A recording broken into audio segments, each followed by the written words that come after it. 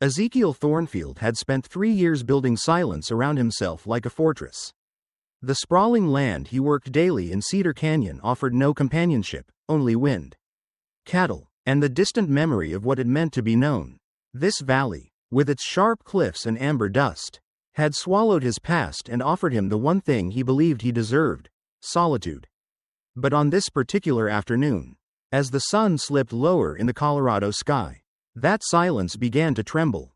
He sat on the porch, polishing his best boots, a quiet ritual. The cloth moved slowly in his hand, buffing away dust and old guilt. Today wasn't just any day. It was the day Catherine Morrison was finally supposed to arrive. Her stagecoach, coming all the way from Kansas City, would wind down the southern trail before sunset. For months, they'd exchanged letters filled with dreams and hopes. He'd read and reread her words until he knew every curve of her handwriting. In a life filled with rough edges, her kindness had become a thread of softness he clung to. He didn't know what she looked like. He didn't need to. He knew her heart, or so he believed. He'd cleaned the cabin twice. He'd bought fresh linens from the traveling merchant 2 weeks ago. He'd even brushed his dog Marshall until the mud looked almost dignified. Ezekiel had no illusions about his rugged life, but he wanted her first moments here to be filled with grace. After all, she'd chosen to come, chosen him. That was when the war drums began. The sound started low, like thunder grumbling beneath the earth. Then louder, steady, insistent. Ezekiel froze mid-polish. The rhythmic pounding bounced off canyon walls like a warning from the gods. Marshall whimpered, creeping closer to his boots. The cattle, once peacefully grazing, now clustered near the barn, eyes wide with ancient instinct. He stood, leather cloth forgotten, and stepped onto the porch. His hands gripped the railing, wood worn smooth by years of repetition. The sun painted everything gold, but the warmth didn't reach his chest. Something was wrong, terribly wrong. From the cabin he retrieved his father's spyglass, the same one he used to scan horizons during his sheriff days. He climbed the ladder to the roof, heart pounding. What he saw made his breath catch. Figures, dark, agile, moved along the ridgeline. Dozens at first, then more. They weren't hiding. They were watching, calculating. They blocked every exit from the valley. This wasn't a raid. This was a siege, a coordinated, deliberate trap. He did the math, rough, brutal math. 400 warriors, maybe more. The Kiowa war party that had been causing tremors 50 miles south was now here. And he was the epicenter. But what chilled him more than their numbers was what lay ahead. Catherine, her stagecoach. She'd be arriving through the very path that was now enemy ground. She had no idea, no chance, and the thought of her walking blindly into this storm clawed at something buried deep in Ezekiel's chest. He could run, grab his horse, follow the creek bed east, disappear into the growing dusk. He'd escaped worse, but running meant leaving her behind, leaving her to face whatever this was, alone. And after all the letters, her hopes, her stories, her faith in him, how could he do that? How could he let the one person who believed in the man he used to be walk into danger without warning? He remembered her last letter, folded neatly and tucked against his heart inside his shirt pocket. She'd written about the dress she'd bought just for him, about the smell of spring flowers in Kansas, about how she'd always wanted a man who wasn't afraid to start over. "You and I," she wrote, "we've both lived too long in shadows. Maybe we can step into the light together." Hope. She'd offered it to him freely, without question, and that, above all else, was why he couldn't leave her now. The drums changed rhythm, no longer a warning, they were signals, commands. Something was about to begin. He could feel it in the air, in the soil beneath his boots, in the way Marshall's ears twitched like antennas tuned to ancient danger. He climbed down slowly. His rifle sat near the door, but he didn't reach for it yet. The war wasn't here, not yet. The war was 2 hours away, rolling on wooden wheels toward the edge of the canyon. 2 hours to decide what kind of man he truly was. Inside the cabin, everything looked the same. The neat bed, the clean table, a tin of beans warming on the stove. But it felt different now, like a stage waiting for something irreversible, something holy or tragic, or both. Ezekiel stood in the middle of the room and tried to picture her face. He couldn't. He only saw the letters. The way she'd ended each one with his name. Yours, truly, Catherine, as if those 2 words could build a bridge across all the pain. He took a deep breath and whispered aloud, "Please, God, let me be enough." Because love, even the kind born in ink and paper, had a way of making a man believe he could still become better. And hope, well, hope made it impossible to run. Blank. Blank. The roof creaked softly under Ezekiel Thornfield's boots as he steadied the spyglass with calloused hands. The sunlight stung his eyes, but nothing could blur what he saw. Shadows moved like silent hunters along the ridgelines. Too many to count. At first, he thought they might be scouts, a common warning before a tribal war party passed through. But this was something else. Something far more deliberate. Each shape he focused on revealed another, until he could no longer pretend this was anything but a noose. Cedar Canyon was no longer a sanctuary. It was a trap, and he was at the center. Still crouched on the roof. Ezekiel adjusted the focus again, forcing himself to breathe evenly, though his heart was pounding a fierce rhythm. In every direction, the exits from the valley were blocked. Not haphazardly, strategically, the kind of encirclement that took days, even weeks, to plan, and they had done it silently, efficiently. That, more than the numbers, terrified him. This wasn't an accident, and it sure as hell wasn't a coincidence. The Kiowa War Party, whose raids he'd only read about in brief distant reports, was here in full force. Their presence was a storm cloud that had finally arrived, dragging history and pain with it. But why here? Why now? Then it struck him, Catherine. The woman who'd written him letters so full of warmth and longing that he'd started to believe he might deserve happiness again. Her stagecoach was due before sunset. She was riding straight into a nightmare with no idea what awaited her. And Ezekiel, the man she'd trusted from hundreds of miles away, was powerless to stop it. He lowered the spyglass and sat back. The wooden slats warmed beneath him. The sky was wide, endless, and yet he'd never felt more trapped. The wind shifted, brushing his cheek like a whisper. He remembered Catherine's last words. "We'll make a new beginning." Ezekiel, one where no one has to be afraid anymore. It hadn't just been romance, it had been a lifeline. He'd clung to those words, wrapped them around the broken parts of himself like a bandage. And now, as the war drums grew louder and the valley closed in, that hope felt like a candle flickering in a storm. He thought about escape. The creek bed to the east was narrow, but passable. With luck and speed, he might slip through. He knew the terrain better than anyone.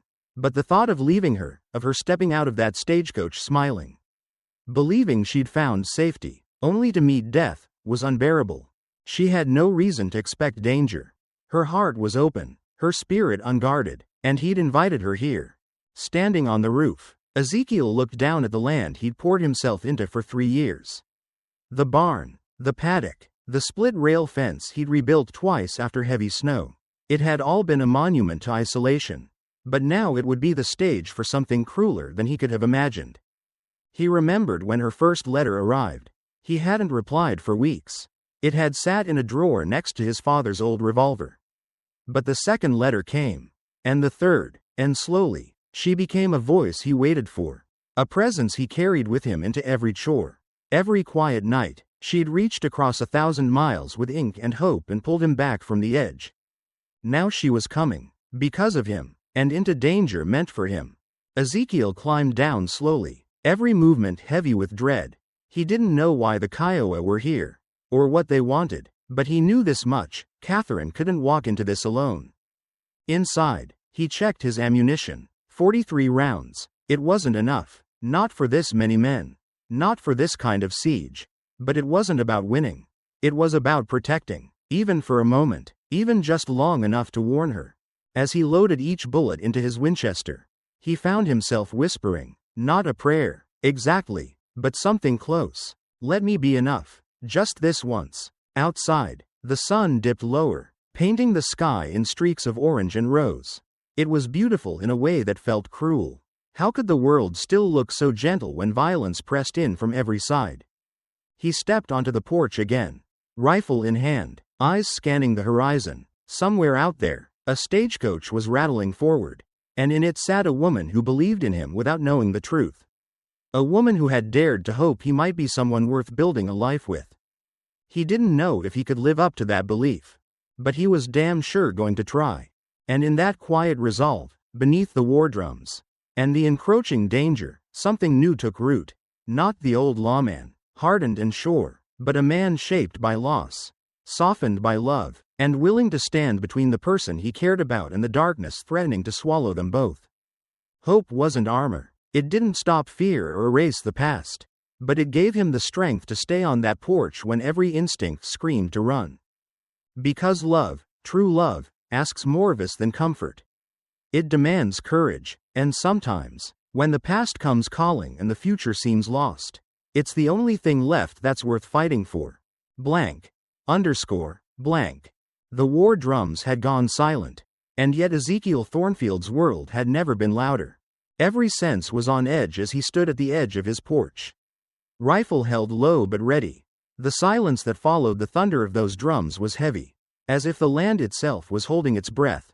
Even the cattle had stilled, eyes wide and unblinking, as if they too knew something monumental had shifted in the fabric of the canyon. Then came the sound, hoofbeats, deliberate, steady, not the chaotic stampede of a charge, but the calm rhythm of a lone rider who wanted to be seen. Through the spyglass, Ezekiel spotted him, a single Kiowa brave approaching from the south trail. The man's hands were raised, a white cloth fluttering gently from a long stick, a flag of truce. The rider made no attempt to hide, no sign of aggression. He rode with a confidence that unsettled Ezekiel more than 1,000 warriors might have. As the brave approached, stopping at a careful distance, just close enough to speak, far enough to avoid panic, Ezekiel lowered the spyglass and waited. Then, the voice, sharp but controlled, cut across the quiet space between them. Ezekiel Thornfield, we need to talk. The sound of his own name spoken by a stranger sent a shiver up Ezekiel's spine. There was power in that. A claim, a challenge. He stepped forward, not raising his rifle. Not yet. Talk about what? He asked. The warrior didn't move. He only offered a tight-lipped smile, eyes glinting with a strange mixture of certainty and compassion. About the woman you're waiting for, he said. About why we're really here. And then, after a breath that seemed to hang in time, he added, about the choice you'll have to make when her stagecoach arrives in 2 hours. A chill spread from Ezekiel's chest out to his fingertips. Catherine. She was supposed to arrive before sunset. The woman who had written to him about spring dresses and second chances. Who believed she was riding toward a new life. But the brave's next words shattered that fragile hope. Your bride isn't coming here by accident, Thornfield. She's coming because someone told her exactly when and where to find you. Ezekiel's jaw tightened, and his grip on the rifle shifted instinctively. What are you saying? We've been writing each other for months. She chose to come here. The brave reached into a pouch at his side, pulling out a folded piece of paper. Letters can be written by anyone. The woman you think you know, Catherine Morrison, died of fever in Kansas City 3 weeks ago. He tossed the paper to the ground, letting it drift across the dusty earth. Even from the porch, Ezekiel could see the seal.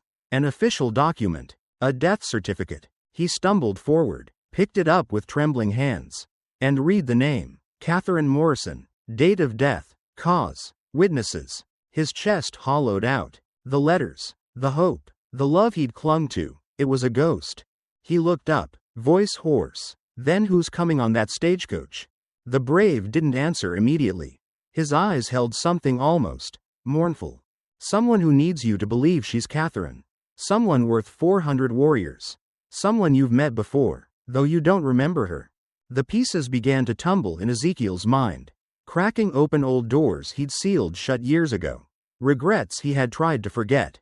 Faces buried deep. You're lying, he whispered, but even to his own ears, the words rang hollow. She wrote those letters, the brave said softly. She became Catherine in every way that mattered, just to get close enough to see you again. The truth settled over him slowly, painfully. This wasn't chance. This wasn't love born through letters. It was something else, something that came from the past with grief and fire in its heart. She survived, the brave added, the words heavy. The little girl from Deadwood Creek. The one who watched her family die because of your badge. Her name is Sarah Morrison. And then Ezekiel remembered. 12 years old, hiding behind a wagon, eyes wide with terror, blood in the dirt. His posse had been chasing outlaws. He'd believed they were bringing justice. But they'd brought death instead, to a family caught in the crossfire. The Morrison family. And now the little girl who survived had grown into the woman on that stagecoach. The woman who'd written him about dreams and dresses. The woman he'd thought might be his salvation, was really the messenger of his past. Yet through the rising horror, something else stirred in Ezekiel's chest. Not dread, not fear, resolve. Because even if she had come with deception, she had also come with purpose, with truth, and in a world where so much had been broken by lies. There was something deeply honorable in the way she'd chosen to confront him, not with violence, but with her presence. She wanted him to see, to remember, to feel, and maybe, just maybe, she wanted something more than revenge. Maybe, behind all the layers of pain, she carried the same hope he had once clung to. That even after tragedy, people could find each other again. Not to undo the past, but to reshape the future. He stared down the canyon, where the road wound its way toward his cabin. Soon, the coach would appear, and with it, the woman who had every right to hate him, but who had chosen, instead, to look him in the eye. Ezekiel stepped back inside. He had 2 hours left to decide who he was going to be when she arrived. The man who ran, or the man who stood tall. And somewhere inside, past all the grief, a fragile ember of hope flickered to life. Blank. Blank. The stagecoach came to a slow, dusty halt in front of Ezekiel Thornfield's cabin, its wheels grinding softly over the gravel path that wound through Cedar Canyon. The driver, cheerful and unaware, tipped his hat. "Delivery for Mr. Thornfield," he called out. "Got your bride here, safe and sound." But this was not a delivery of love. It was a reckoning. The door to the coach creaked open, and a woman stepped down with the grace of someone who knew exactly where she was. And why. She wore a modest travel dress and carried herself with quiet strength. Her dark hair was pulled back tightly, her eyes piercing, blue and cold like the morning after a storm. She was not the woman from the letters. She was not Catherine Morrison. She was Sarah Morrison. Ezekiel knew the moment their eyes met. Not from her face. He had not seen her groan, but from the look that passed between them. A silence filled with memory. Her resemblance to her father was unmistakable, the jawline, the intensity, the fire behind every step. For a moment, he didn't move. He had imagined this moment differently. A reunion of smiles and hopeful beginnings. But that dream had been built on letters soaked in sorrow, written by a woman who had used the name of the dead to summon him to truth. She had come, not to marry, but to awaken what he had buried. "Hello, Sheriff Thornfield," she said evenly, though the name sounded like a knife in his gut. "Or do you go by Ezekiel now? I suppose men like you change names as easily as they change towns." He leaned the rifle gently against the porch railing. There was no point in resistance. She hadn't come to kill. She had come to confront. "Sarah," he said softly, "you've grown up." "Amazing," she replied, her voice like flint. "What surviving a massacre will do to a person." Her words weren't designed to wound. They were designed to open old doors. To unearth what had been sealed shut with silence. "I was 12, she said, stepping closer, her boots quiet in the dirt. 12 when you rode into our trading post with your badge and your arrogance. You were chasing outlaws, calling it justice. Do you remember what happened next?" He did, but the memories weren't tidy. They came in flashes, smoke, screams, the twisted wreckage of a family caught in crossfire. He had thought he was doing good. He had thought he was on the right side of history. But justice, misfired, becomes tragedy. And that day, it had. Sarah paused 10 feet from the porch. Behind her, the brave who had first come to warn Ezekiel remained on horseback, watching with the patience of someone who knew what had to unfold. Warriors lined the canyon, not to threaten, but to ensure truth was heard. "I spent 2 years tracking you," Sarah continued. 2 years learning to write like a lonely woman desperate for a fresh start. "I crafted every word of those letters with care, knowing one day I'd hand them back to you, not as love, but as testimony." Ezekiel's throat tightened. Why? He asked, though he already knew. Why not just kill me? Because a bullet is too easy, she said, her voice trembling with the weight of what she had carried. Too quick. I wanted you to hope first. I wanted you to believe in a future. The way I once believed my family would always be there. I wanted you to look me in the eye and remember what you took from me. She stepped closer again, and for the first time, he saw the tears she refused to shed, not because she was weak, but because they had long ago turned to something stronger. I didn't just want you to feel guilty, Ezekiel, she said. I wanted you to understand.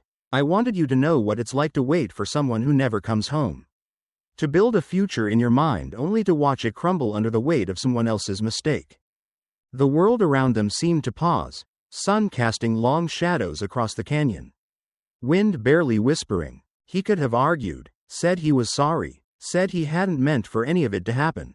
But none of that would matter.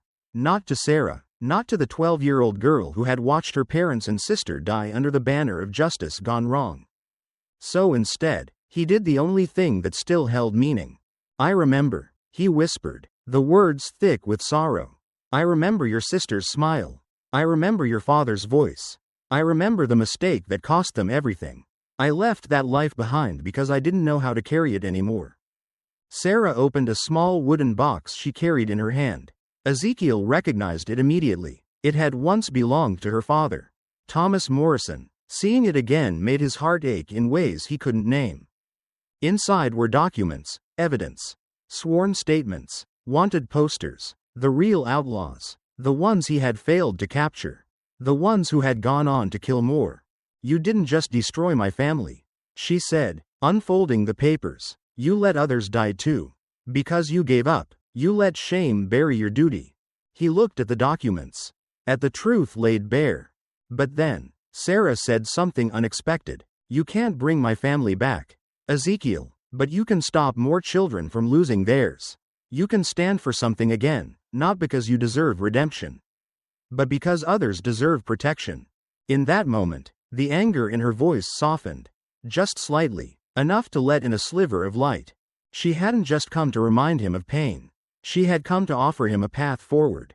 And that, the hope of doing something good, even after everything, was the first real grace Ezekiel had felt in years. As the canyon darkened around them and the distant howl of the wind returned, Ezekiel stepped off the porch and met her eyes. Then help me, he said, help me make it right. Sarah didn't smile, but she nodded, and somehow, in that single gesture, Ezekiel Thornfield began to believe that even in a land scarred by pain, hope could still take root. Blank. Blank. Night had begun to unfurl its indigo cloak over Cedar Canyon. The stars blinked into existence one by one, like distant promises that refused to die.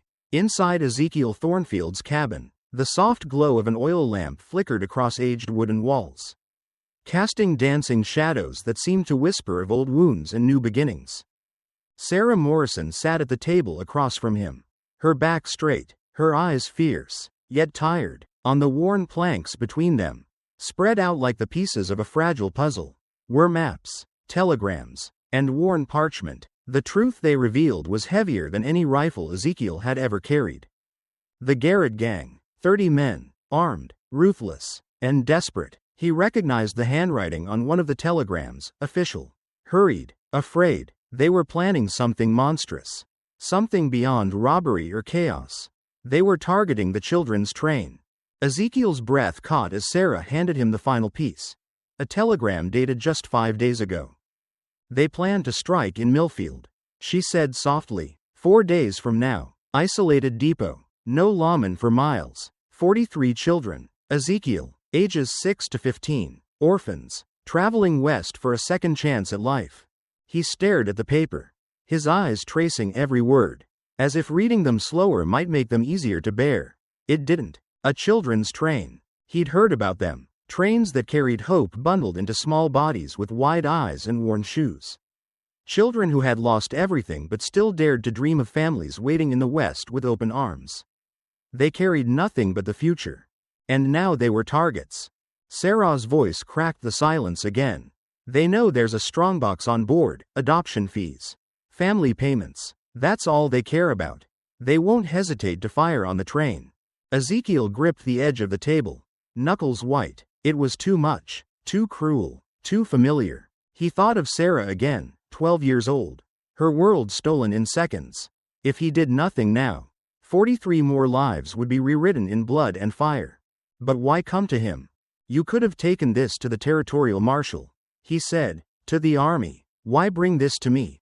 Sarah exhaled slowly, not in anger, but in bitter understanding. I tried, she said. They wouldn't listen. Said the intel was unreliable. Said it came from tribal sources. They won't act on the word of Kiowa warriors. Ezekiel's gaze drifted toward the door, where the brave known as Running Elk stood silently just beyond the threshold. Like a guardian watching history shift. They've been tracking the Garrett gang for weeks. Sarah continued, gathering evidence, risking everything, and no one would hear them. Because they don't wear badges. Because their skin isn't pale enough. Running Elk stepped forward then, his voice low but unshakable. We've watched white trains take children from our villages, he said. We know what it means when the innocent are ripped from those who love them. We cannot watch more die, not because of greed, not because of silence. Ezekiel looked at them both. A woman molded by loss. A warrior shaped by centuries of injustice. Neither owed him anything, yet here they were, risking everything for children they had never met. It stirred something inside him that had lain dormant for too long. Not just guilt, but a deeper truth. A reason to fight. A reason to believe that maybe, just maybe, the broken could help the broken. Sarah slid another piece of paper toward him. It was a map, marked with red ink. Travel routes, ambush points, timing. We can get to Millfield in 3 days if we ride hard. She said, you know the Garrett gang better than anyone. You know how they move. You know what they're likely to do. He nodded slowly. That was true. The knowledge he'd buried under 3 years of soil and silence could still be used, not to hurt, but to protect. You can't bring back my family, Sarah said, her voice softer now, but you can help protect theirs. The children who still have a future. And there it was again, that glimmer of hope that had lit every word of her false letters. She'd written as Catherine, yes, but what she had given him was real. Not affection built on lies, but purpose built on pain. The silence in the room shifted. It wasn't heavy anymore. It was sacred. Ezekiel stood and walked to the back of the cabin. From an old coffee tin buried beneath the floorboards, he pulled out a metal object that still gleamed in spite of the years. His badge. He held it in his palm, feeling the weight of it, both literal and symbolic. He pinned it to his chest, not as absolution, but as responsibility. I'll help you, he said, not because I'm forgiven, but because they deserve a chance to grow up, to believe in goodness. For the first time, Sarah's posture softened. Her eyes didn't fill with forgiveness, but with something almost as rare. Respect. This won't fix what you did, she said gently, but it might stop someone else from knowing what I've lived through. Running Elk stepped forward, placing a hand over his chest in a solemn gesture. We ride together, for the children. For the mothers and fathers who will never see them again if we fail. Within the hour, preparations began. Saddlebags were packed, rifles were checked. The warriors moved with quiet efficiency. Their loyalty not born of law but of love, for their people. For the vulnerable. For justice ignored by those in power. As Ezekiel stood beside Sarah at the edge of the canyon, the night stretched out before them like a road untraveled.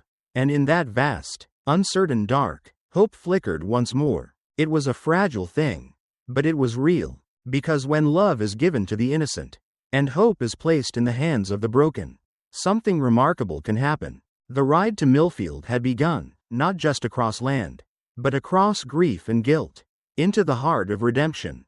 Blank. Blank. The first light of dawn kissed the canyon walls with a soft gold that seemed to breathe life into stone. Birds began to stir. Their songs cautious and quiet, as if they too sensed the weight of the day ahead. The valley, which had hours earlier been a cage, now felt like a place of beginnings, fragile, uncertain, but real. Ezekiel Thornfield stood at the edge of his barn, watching as warriors emerged from the shadows of the ridgelines. No longer hidden, no longer waiting, they came forward not as enemies, but as allies, each one solemn, prepared, and purposeful. Their presence, Once a threat, now felt like a promise. Inside the cabin, Sarah Morrison rolled up maps, double-checked weapons, and packed supplies with practiced calm. Gone was the girl hiding behind a mask of letters and false names. What stood now was a woman who had used pain to build resolve and who had turned vengeance into vision. Ezekiel tightened the strap on his saddle and looked across the clearing at her. She met his eyes and gave a small nod, one nod of forgiveness, but of agreement. They were on the same path now. He approached her, his sheriff's badge pinned once more to his shirt. He hadn't worn it in 3 years, but today it anchored him in something he hadn't felt in a long time. Purpose, responsibility, the flickering hope that perhaps redemption wasn't about forgetting the past, but about carrying it forward to protect what was still good. "I've got my best horse ready," he said, his voice quiet. "So do I," she replied, tightening the strap on a weathered saddlebag. Her rifle leaned against the doorframe, worn but cared for, just like her. Running elk stepped between them, his long shadow stretching across the dirt. "My warriors ride with you," he said. "The Garrett gang has stolen from our people. Horses, food, lives. This debt is shared." Ezekiel nodded. "We'll ride as one." The words were simple, but they felt like a seed planted in sacred ground. There were no treaties signed, no parchment inked, only shared sorrow and a shared will to protect the future from being devoured by the past. As they gathered to leave, Ezekiel watched Sarah mount her horse with fluid confidence. She wore her father's old hat now, worn and sun-faded. It sat on her like armor. And when she reached for her rifle, there was nothing hesitant about her grip. He remembered the girl she once was, frightened, small, hidden behind an overturned wagon in Deadwood Creek. And now here she was, leading a war party not of bloodlust, but of justice. He couldn't stop the ache in his chest. It was a strange ache, part guilt, part awe, part something more fragile, hope. Because if Sarah Morrison could take her pain and turn it into this, into a mission to save children she'd never met, then maybe there was still something in this world worth believing in. Within the hour, they rode out. The sound of hooves echoed across the valley floor, a rhythm of unity. Ezekiel rode at the front, his Winchester slung across his back, his badge glinting in the morning sun. To his right, Sarah sat tall in her saddle, her eyes forward, her focus unwavering.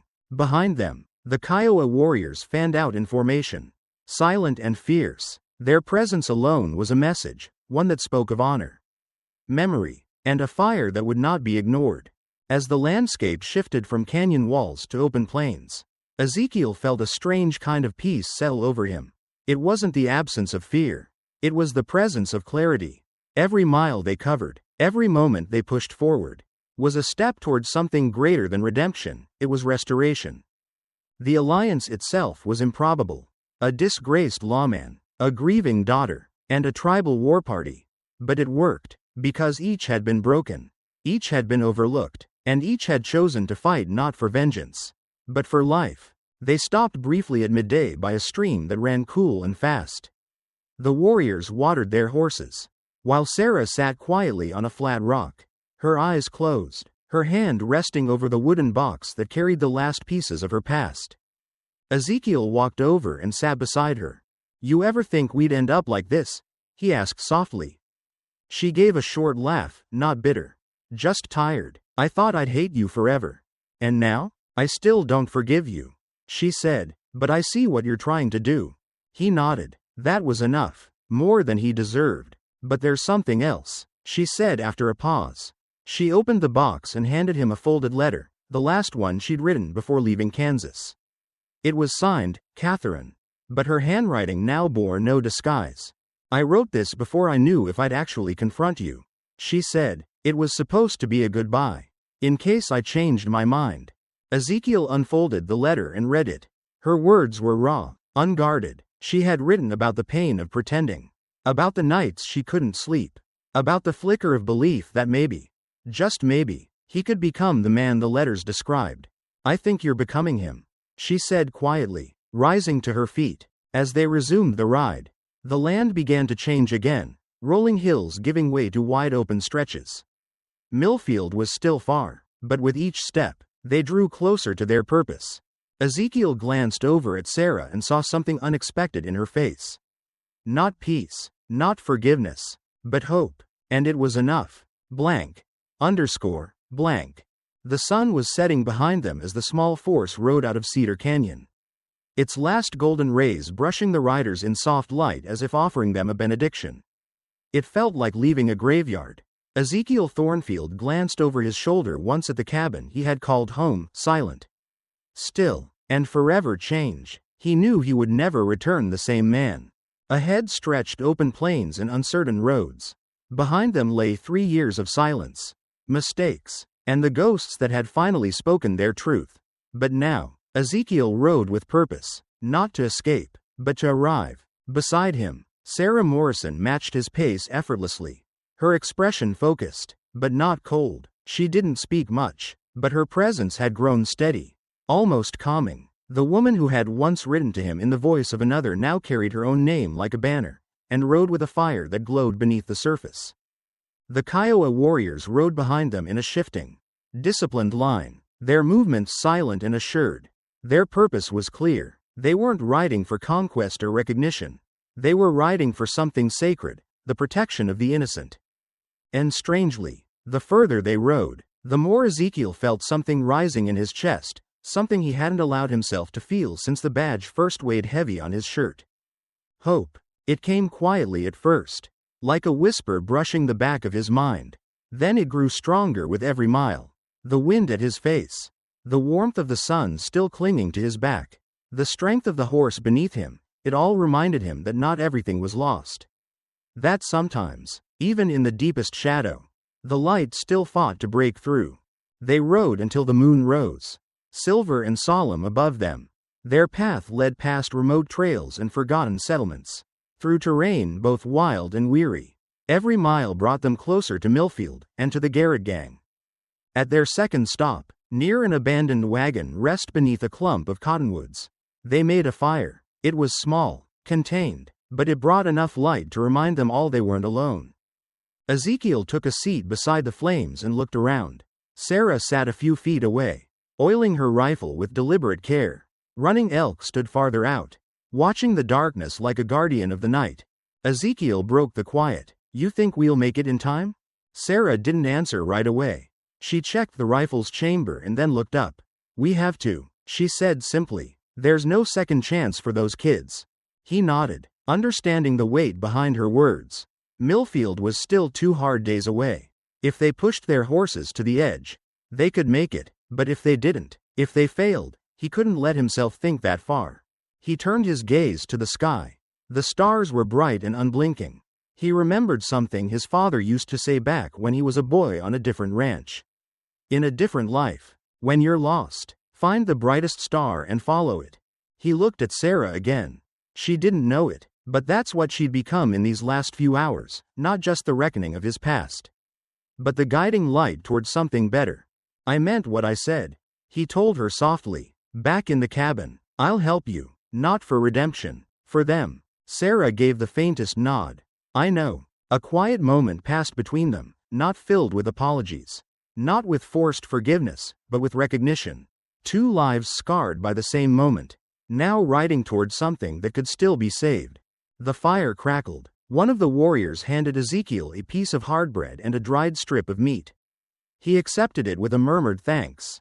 These men had once surrounded him in silence, ready to strike. Now they rode beside him, bound not by allegiance, but by shared purpose. When the fire burned low, they prepared to sleep. Ezekiel found a patch of earth beside his saddlebag and lay back, using the leather as a pillow. He stared up at the stars again, wondering where the children were now, what they were doing, if they were laughing, frightened, hopeful. He thought of a little girl holding her sister's hand, of a boy clutching a worn toy train, of kids who didn't know the danger moving toward them, who trusted the world to be kinder than it was. And he thought, maybe we can make it kinder. Just this once. Morning came cold and blue. Dew clung to the grass like tears that had frozen in place. They rode hard from the moment the horses were ready, only pausing to water them briefly before pushing forward again. Every turn of the wheel, every press of the hoof, shortened the distance to Millfield. By midday of the second day, Ezekiel noticed something change in Sarah's posture. She rode straighter. Her jaw was set in a determined line. She was preparing, mentally, emotionally, for what awaited. Ezekiel leaned close. "When we get there," he said, "we'll need a plan." "I have one," she replied, "but I need your instincts. You know how they think." He nodded. "We'll stop them." The conviction in his voice surprised him. It felt like someone else speaking, a man he used to be. Long ago. But maybe that version wasn't gone after all. Maybe he'd just been waiting for a reason to return. And now he had 43 of them. As the sun dipped low again, stretching shadows long across the landscape, Millfield crept closer, still unseen, but no longer distant. They would reach it tomorrow. Ezekiel looked at the people riding beside him. Sarah, strong and silent, running elk. Watchful and wise, the Kiowa warriors. Proud and united, a strange alliance, but a true one. They were riding toward danger, toward blood, toward the sins of his past. But more than that, they were riding toward the chance to protect something pure. And for the first time in years, Ezekiel Thornfield believed that hope was worth the ride. Blank. Blank. Millfield Station emerged on the horizon just as the first rays of sunlight began brushing the landscape in gold. The sky was painted in soft pastels, lavender, rose, and pale blue. A quiet contradiction to the storm Ezekiel Thornfield knew was about to break. The wind carried the distant clatter of tracks and wheels. The children's train was coming. Ezekiel rode at the front of the formation. The sheriff's badge pinned over his heart. It gleamed in the early morning light. Not with pride, but with resolve. For the first time in 3 years. It didn't feel like a burden. It felt like a promise. Beside him, Sarah Morrison rode silently, her eyes scanning the terrain ahead. There was no fear in her gaze now, only fierce determination. Behind them rode Running Elk and the Kiowa warriors, their faces calm and focused, their weapons ready. They had not come for conquest, but to protect those who could not protect themselves. The station itself was small and simple, just a water tower, a bench, and a single wooden platform. There were no lawmen, no townspeople, just open land and steel tracks, surrounded by the quiet thrum of waiting. The Garrett gang was here, hidden, watching, waiting for the perfect moment to strike. Ezekiel dismounted and walked slowly toward the edge of the platform. Every sound seemed sharpened, the creak of his boots, the rustle of the prairie grass, the distant whistle that echoed faintly across the valley. Sarah joined him a moment later, her rifle slung across her shoulder, her jaw tight. "You ready?" she asked. He looked at her, and for a moment, he saw the 12-year-old girl she'd once been, the girl he'd failed to protect. And then he saw the woman she'd become, strong enough to face the darkest parts of her past and still fight for others. "I'm ready," he said. She studied him for a heartbeat longer, then gave a single nod. "Let's finish this." They spread out, positioning the warriors carefully. Sarah had thought through every angle, every blind spot. It wasn't just a plan for battle, it was a plan for survival. For the children, for redemption. As the train's whistle grew louder, a hush fell over the group. Ezekiel's pulse matched its rhythm, steady, rising, urgent, and then, the train appeared. It was a modest line of cars, chugging slowly across the plains, its steam plume catching the sunlight like a ribbon. Through the windows, he could just make out small silhouettes, tiny hands pressed to the glass. Curious faces filled with wonder and innocence. The kind of innocence he'd once believed was forever lost to him. He swallowed hard. The moment was here. The gang didn't wait long. Just as the train began to slow for water, figures emerged from the brush, men in dust-stained coats, rifles raised, faces hard. They moved quickly, confidently. They thought they were alone, that this would be easy. They were wrong. Sarah fired the first shot. A sharp crack split the air, and one of the gang members stumbled back, disarmed before he could reach the track. Then the warriors moved, swift, disciplined, surrounding the gang like the canyon had once surrounded Ezekiel. The ambush turned. Chaos erupted, but it wasn't lawless. It was righteous. Ezekiel moved through it with a clarity he hadn't felt in years. He wasn't hiding anymore. He wasn't running. He was doing what he was born to do, not because it made him feel strong, but because it was right. He saw the look of confusion and fear on the Garrett gang's faces as their advantage evaporated. They hadn't expected resistance. They hadn't expected justice. They definitely hadn't expected Ezekiel Thornfield. Within minutes, it was over. 3 of the gang were dead. The rest surrendered when they realized there was nowhere to run. The children on the train remained untouched, safe behind thick glass and the wall of protectors who had stood between them in horror. Ezekiel approached the train, his boots echoing on the wooden platform. The conductor met him with wide eyes and trembling hands. "Who are you?" the man asked. Ezekiel looked down at the badge pinned to his chest. "I'm the sheriff," he said quietly. "Or I was. Maybe I still am." Inside the train, children pressed closer to the windows, watching him with quiet wonder. A small girl waved. He raised a hand in return. And something inside him broke open, something long sealed. Hope. Real. Pure. Unfiltered. Behind him, Sarah leaned against the station wall, her rifle resting beside her. For the first time, her shoulders weren't clenched. She looked tired, but also lighter, as if some part of her had been released into the morning sun. He walked over and stood beside her. For a long moment, neither of them spoke. Finally, she said, "You did it." "No," he replied. "We did." Sarah's eyes softened. She glanced at the train, then back at him. "I'm not ready to forgive you. I don't know if I ever will." "I don't expect you to," he said. "But I see who you are now," she continued. "And I think my father would have wanted me to say this. What you did today, it mattered." Ezekiel nodded. There were no words for what that meant. Not after everything. But he felt it settle in his chest like sunlight warming old scars. Running Elk approached, nodding to them both. "The children are safe. That's what matters most." They stood together in silence, watching as the train refueled and prepared to leave. The children's faces remained pressed to the windows, filled with questions, but also gratitude. As the whistle blew and the wheels turned, Ezekiel stepped back. He watched until the last car disappeared into the horizon, carrying hope westward. He didn't know what came next. Whether he would return to Cedar Canyon. Whether he would wear the badge again. But he did know this. He wasn't that broken man anymore. He had stood. He had fought. And maybe, just maybe, that was the first step toward something better. As they mounted their horses and turned east, Sarah rode beside him. She didn't speak. She didn't need to. And Ezekiel understood. Some debts can never be paid. But some lives can still be protected. And sometimes, that's enough.